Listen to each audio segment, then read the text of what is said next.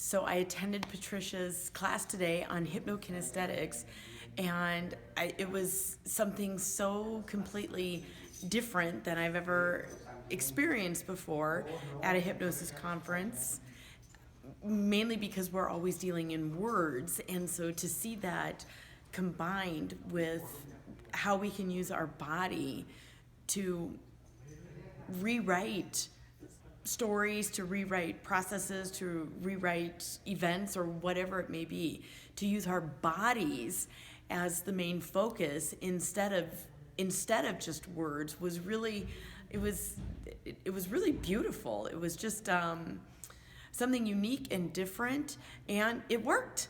And it was so much fun to observe everybody in the room moving around and in their own little space and using the music and just figuring out all of this information on their own.